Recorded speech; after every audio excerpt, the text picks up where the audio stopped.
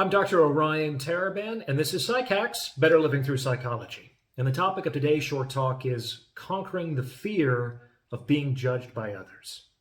This is a problem that I encounter routinely in my clinical practice, and I have some measure of success in helping people overcome it. The key to doing so requires us to understand a psychological concept called theory of mind. It's a little clunky, but theory of mind basically means that we tend to believe that other people think the same way that we do. In order to make interpersonal communication efficient, let alone possible, we project our consciousness onto others and interact with them through that projection. This process is unconscious and functionally inescapable. Theory of mind is a kind of necessary evil because it's just not possible to directly experience the consciousness of others. And it's generally safer to assume that for all our differences, we have more in common than we don't. Like, for example, we assume a common preference to avoid pain and disrespect on the grounds that we ourselves would prefer to avoid those things. And this projected assumption keeps society more or less civil.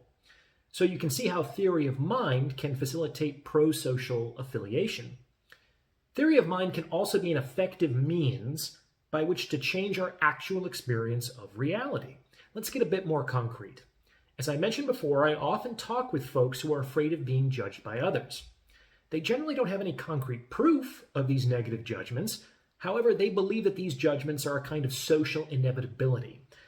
They believe that other people secretly think that they are annoying or stupid or unattractive, etc.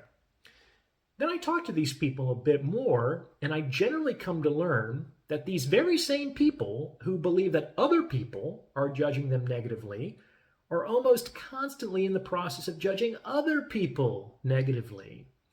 These folks are often very, very judgmental of other people.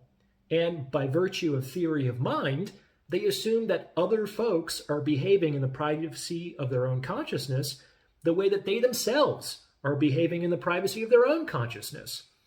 And they are unconsciously projecting this tendency onto other people.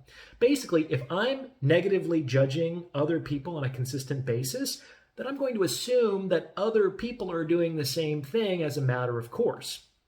So, what does this have to do with changing our experience of reality? Well, according to theory of mind, we can change our experience of reality by altering the content of our own consciousness.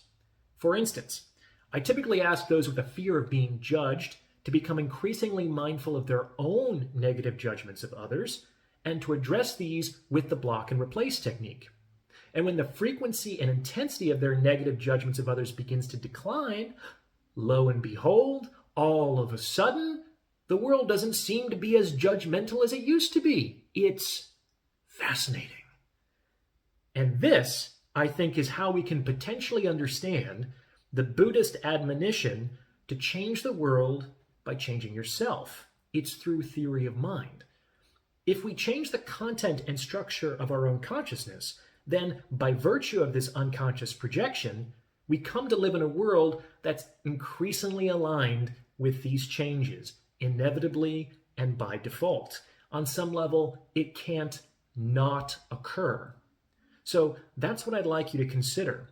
To what extent can you intentionally change your beliefs about reality to create an experience of reality that's more aligned with your own self-interests? What do you think?